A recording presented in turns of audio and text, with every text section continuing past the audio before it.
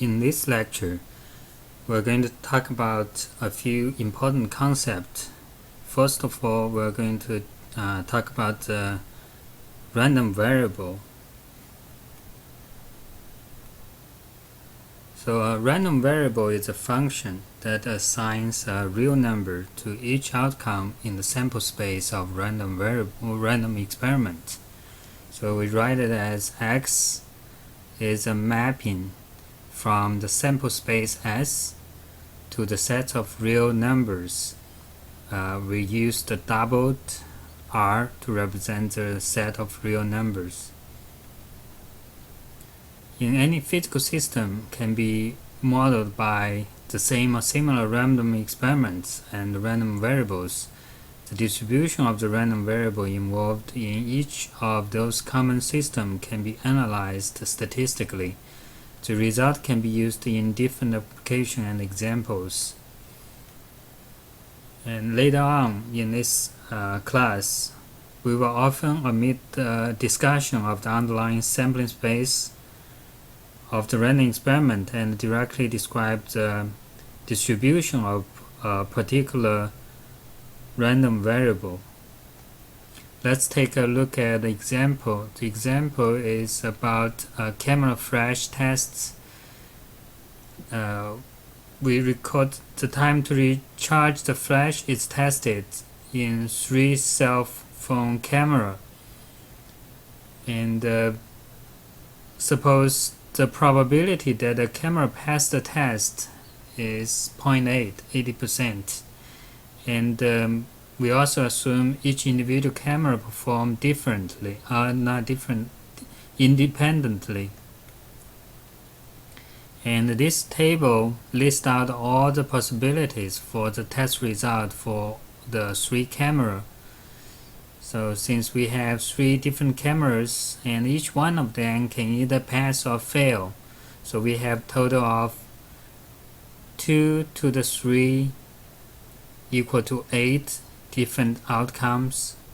The first outcome in the first row shows all 3 cameras pass the test, and second shows the first fail and the second, third pass, so on and so forth.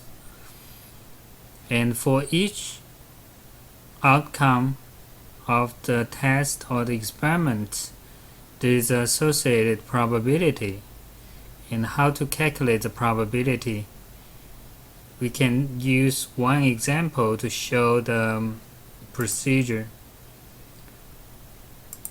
For example, because cameras are independent and the probability that the first and the second camera pass show in the highlighted row, and the third camera failed test. If the camera passed the test, we use P to denote that result, and if the camera failed test, we use the F to denote that. Then the outcome can be denoted as PPF for this row.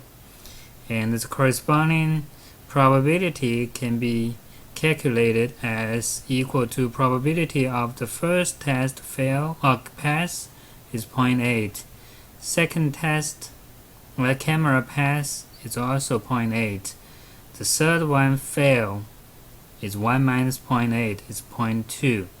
Since all 3 are independent, and according to the multiplication rules, if all 3 are independent, we can calculate the probability of first pass, second pass, and third fail as simply the probability of those each individual events. The product of this probability of each individual events. And we find out the probability for this particular output or outcome is equal to 0.128. And we define a random variable here for the experiment, where random variable x denotes the number of cameras that pass the test. So we use the last column to show the value of the random variable x. So for the first row, since all 3 passes pass the test, we have x equal to 3. And for the case we just analyzed, the probability, we have 2 of them pass the test, so x equal to 2, so on and so forth. When all 3 camera failed the test, we have x equal to 0, means there's no camera pass the test. So for each individual value, in this table we shows for each individual outcome there is a probability, but some of the outcome they share the same value of x. Next, let's introduce the concept about the probability distribution. The probability distribution of random variable x gives the probability for each value of x. So in the previous example, we have x equal to 0, 1, 2, 3, representing the case, well, we have 0 camera pass the test, 1 camera, 2 camera, 3 camera pass the test, respectively. And the probability can be assigned to each individual case. The probability distribution can be expressed in 2 different ways, and we'll talk about that in this lecture. The first method is called probability mass function. And this mass function is a function we usually use lowercase f to denote the probability mass function, for which the f of t, well, the variable t, you can use any letter to replace it. You can use fx, ft, fn, whatever you like it.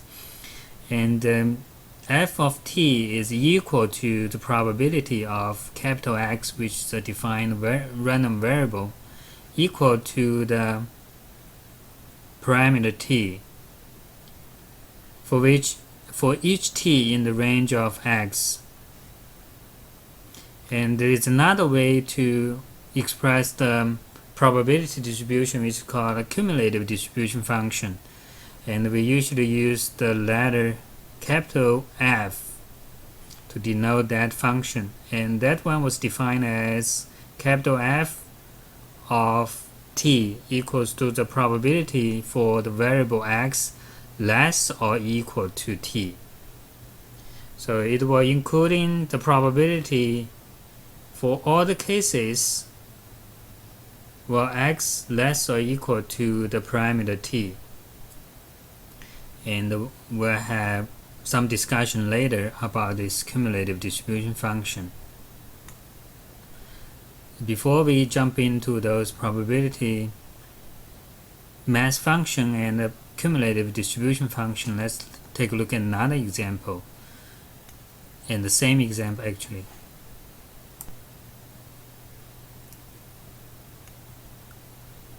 Okay, still the camera flash test example. So in this example, we use the random x, variable x, to denote the number of cameras that pass the test. And if we summarize all the cases, we will be able to find out that for the case x equal to 0, well, the t, parameter t, takes the value of 0, means there's no camera pass the test. And out of those 8 outcomes, only the last case satisfies that condition. Therefore, the associated probability for x equal to 0 is equal to 0.008. And what about the variable x equal to 1? X equal to 1, we have 3 cases. The first camera pass, the second camera pass, and the third camera pass. All the rest failed. So all 3 cases corresponding to the x equal to 1. So in order to find out the corresponding probability, we have to add all these 3 up. So 0.0032 plus 0.032 plus 0.032. So we find out the probability equals to 0.096. And similarly, for the case, well, x equal to 2, we can have either the second and third passes, or the first and the third, or the first and the second passes. So 3 cases here. And for each case, the probability equals to 0.128. Therefore, the overall probability is equal to 0.128 multiplied by 3 equals to 0.384. So that's the probability for x equal to 2. Finally, for the case x equal to 3, that means all 3 camera passed the test, so there's only one case make the x equal to 3. And the associated probability was calculated to be 0.512. So you can simply just copy this value to the table here. So basically this table is a way of express the probability mass function. Probability mass function basically for discrete random variable is assign a probability for each value of x in the range. So the table will serve the purpose of express the probability mass function.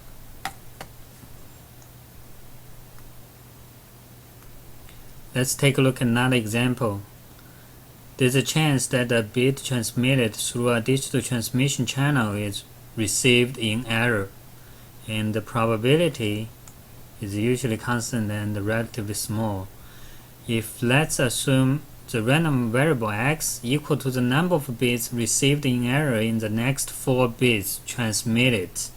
So starting from now, we're going to record the status of the transmission of the bits for the next 4 bits. Therefore, the possible value for x will be the number of bits received in error in the next 4. Therefore, the possible value is either 0, means no bits received in error, or x equal to 1, means there's 1 bit received in error, or equal to 2, or equal to 3, and up to 4. And when x equal to 4 means all 4 bits received are in error. So the possible value for x range from 0 to 4. And the associated probability distribution of x we will summarize in the table here. And the computation of these values, we will discuss that when we know the probability for any given bits transmitted in error, lowercase p, is given.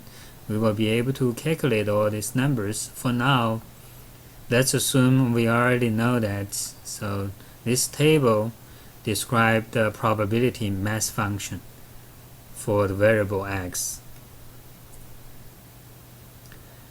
So the probability distribution of x is given by the possible value along with their probability. So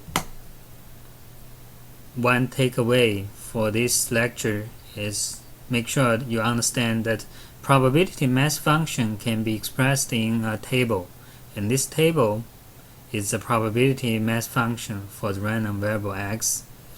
And you also have to make sure that all the values has been considered for x, and for each individual case the associated probability has been provided. And lastly, you should ensure that the summation of all the probability should equal to 1, which means you covered every single value that's possible for the random variable x. And it can also be expressed using this line chart. So the horizontal axis is the random variable x. So in this particular case, we have the range of x from 0, 1, 2, 3, up to 4. So we have 5 different values that the random variable x can take. And then the vertical axis is the probability mass function f of x.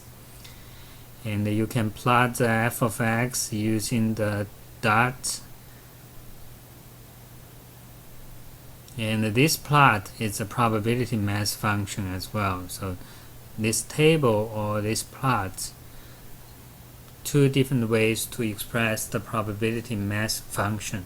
So in the test, if I request you to calculate or find out the probability mass function or probability distribution of any given random variable, you can either plot this chart or you can summarize the probability using a table like this. So the table should have two columns.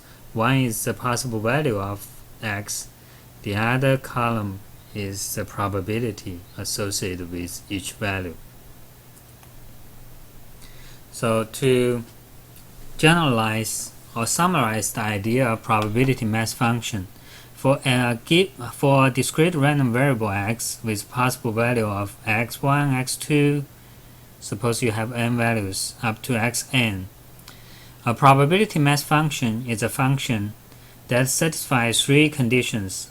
First, the f of xi is greater or equal to 0. Its probability never goes below 0. It cannot be a negative number. Second condition is the summation of all the probability is equal to 1.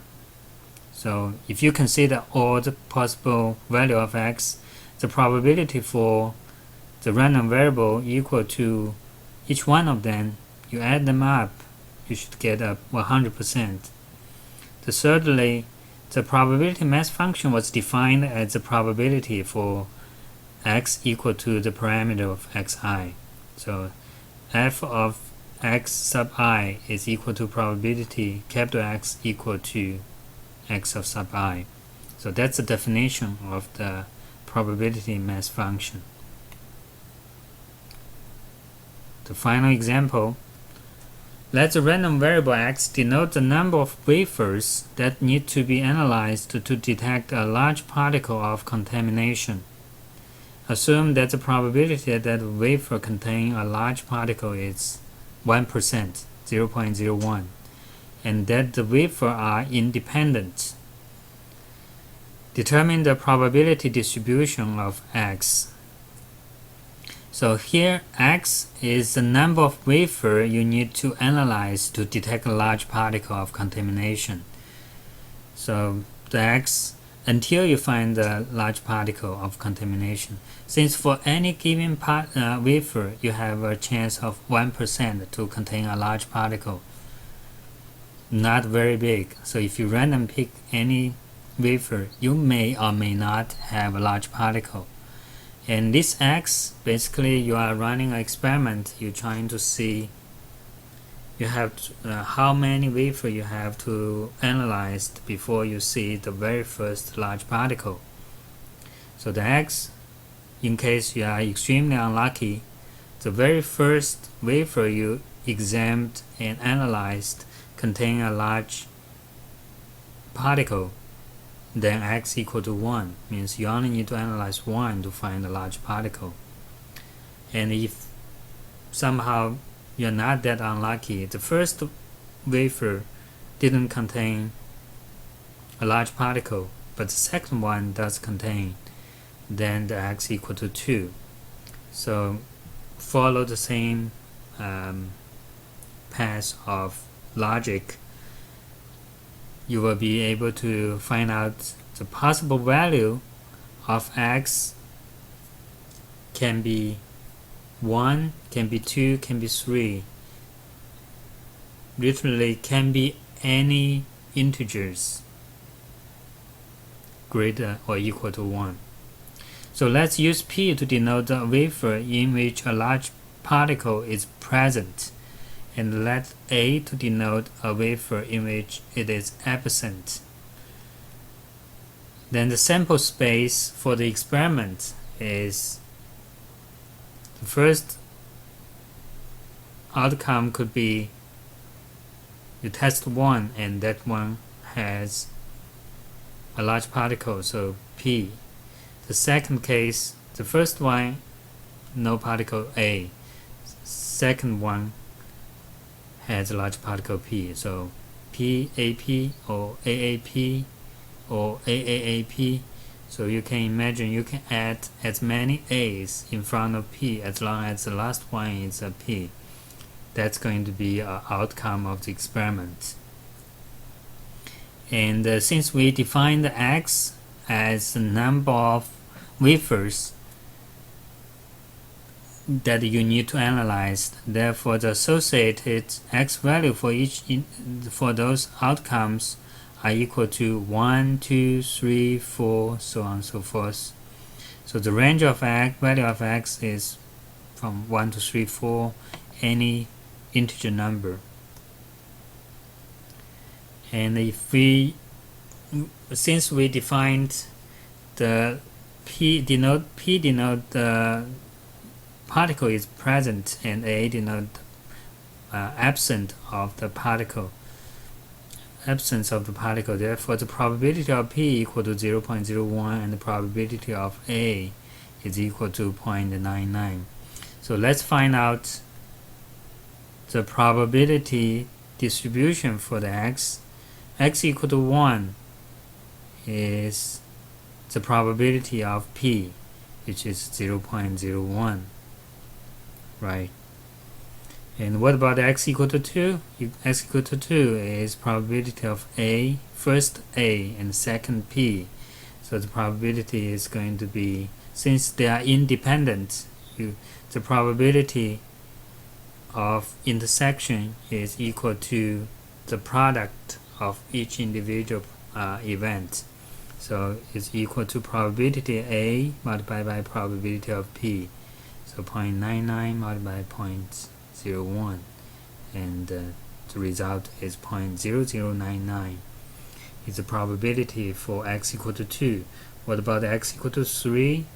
It's going to be probability of A multiplied by probability of A multiplied by probability of P equals 2.99 multiplied by 0.99 multiplied by 0.01, and you have a result here 0.0098, and X equal to 4 is equal to 0.99 to the power of 3 multiplied by 0.01, and the final result is 0.0097. And you can follow the same formula, the pattern of the formula. You can find out for any X equal to n, it's going to be 0.99 to the power of n minus 1 multiplied by 0.01.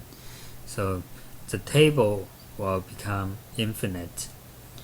But for this type of probability distribution function, we want to express it as a function using symbolic expression to show the probability distribution function, and that we'll discuss that in later chapters, later sections. The next concept, very important concept I want to introduce today, is cumulative distribution function and the properties.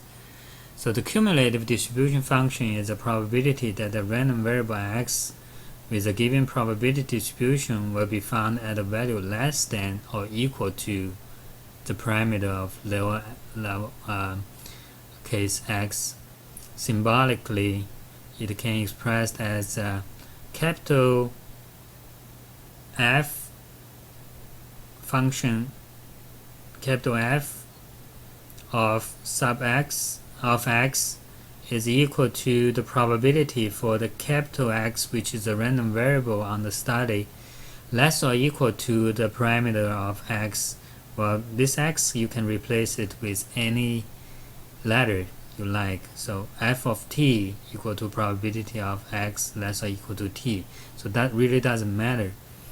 And for a discrete random variable, since we can emulate all the possible outcomes, therefore we can simply just list out all the possible xi's which are less or equal to the parameter, and summarize and do a summation on all the probability mass function evaluated at each individual xi lower than the parameter x. And for discrete random variable x, the cumulative distribution function capital F of x satisfies following parameter properties. First property, the f of x is defined as the probability of the variable less or equal to the parameter of lowercase x. Secondly, the probability, since it's a probability, therefore it has to be for within the range of 0 and 1, greater or equal to 0, less or equal to 1. Finally, for if you have two values, well, x and y, and x less or equal to y, then the cumulative distribution function evaluated as x will be less than the cumulative distribution function evaluated at y. So that means the function only increase or stay the same. So it will never jump as the parameter increases. So let's use the example to illustrate the application of the cumulative distribution function and how to calculate it. So a day's production of 850 parts contain 50 defective parts. So out of 850, 50 of them are defective. And let's assume we randomly sample 2 parts without replacement. Means we take one out and we stick with it and we pick the second one. So let the random variable x denote or equal the number of defective parts in the sample. Since within the sample there is only 2 parts random selected, so the number of defective parts can either be 0 or 1, or the worst scenario you have 2 defective parts. Therefore x, the range of x is 0, 1, 2. And the question is asking for finding the cumulative distribution function of x. How do we do that? Let's first look at the probability mass function of the x. For x equal to 0, which suggests that there's no defective parts within the sample of the 2. So that means the first parts that withdraw from the batch is non-defective. Therefore, the probability the first part is non-defective is 800 out of 850, because 50 of them are bad or defective and 800 of them are good parts. So the probability is 800 divided by 850. And in order to get 0 defective, the second part also has to be good, non-defective. Since you already picked 1 out of 850 and it's a good one, therefore the remaining batch has 849 parts, and out of 849 parts, 799 of them are good parts. So in order to get the second one to be good, the probability is 799 divided by 849. So that's the probability for x equal to 0 after the computation, we find out the probability equal to 0.886. For the case x equal to 1, there's two scenarios. Either the first one is good, but second one is defective, or the first one is defective and third one is good. And for both cases, we can calculate the probability. And for example, the first one is good, second one is defective. First one is good, probability 800 divided by 850. Second one is defective, means out of 849 remaining, since we have 50 of them still defective, the chance of picking a defective part out of the remaining 849, the chance is 50 divided by 849. And similarly, you can find out the probability that the first one is defective and the second one is good. The probability is 50 divided by 850 multiplied by 800 divided by 849. And the probability is listed here. And similarly, the probability for x equal to 2 is that both parts are defective, and you can calculate that using this formula. Now let's look at a few cases for the cumulative distribution function. Let's evaluate the cumulative distribution function at the value of 0. So f of 0, according to the definition, is equal to probability x less or equal to 0. So whatever the number inside the box, which was the lowercase x, will be placed here in this equation. So probability for x less or equal to 0, since the x can only take three possible values, 0, 1, and 2. And out of these three cases, only x equal to 0 satisfies the condition.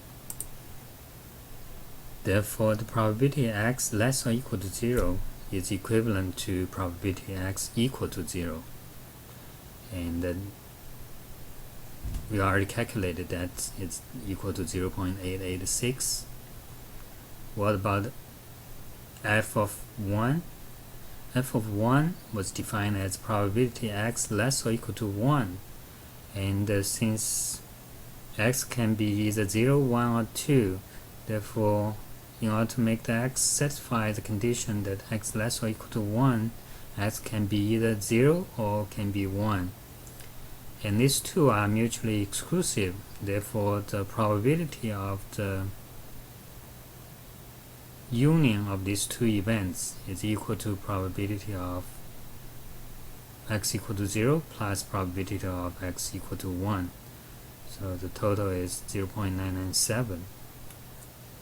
Finally, let's look at the probability f evaluate that 2 is equal to probability x less or equal to 2. And all three values that are possible for the random variable x all satisfy this condition. So you should list out all the possible values, x equal to 0, x equal to 1, and x equal to 2. And add this together, you have probability of 1. So f of 2 is 100%. What about the value 4 in between? We evaluate the cumulative distribution function at 1.5. According to definition, is equal to probability x less or equal to 1.5. So there's only 0 and 1 satisfy this condition. So this one is equivalent to the probability x equal to 0 or probability x equal to 1. So f of 1.5 is equal to f1. And if you want to evaluate anything beyond the highest value 2, f of 2.5 is equal to probability x less or equal to 2.5. Since all three possible value x are below 2.5, then obviously the probability is equal to 1. To summarize, since the parameter inside parentheses can be any value. Therefore, we have to divide them into different sections. For x less than 0, the probability is 0, because in order to get the variable less or equal to less than 0, there's no value that x can take. X can be either 0, 1, or 2. None of them are below 0. And when x fall between 0 and 1, they all equal to the probability to the value when evaluate at 0, so 0.8846. And when the x fall between 0 and 1, for example the 1.5, you will end up with a value which is coincide with cumulative distribution function evaluated at 1. And for anything greater or equal to 2, the probability is 1. So graphically, the cumulative distribution function can be expressed in a graph like this. So anything below 0, the chance is 0. And right at 0, there's a big jump. The probability all of a sudden jump from 0 to 88.6% or 0.886. And it will stay at the same value from 0 to 1. And right at 1, there's a jump, another jump to 0.997. And then at 2, there's another jump to probability of 1. Then we'll stay at 1 throughout the whole range of x greater than 2. So this graph shows the cumulative distribution function of capital F of x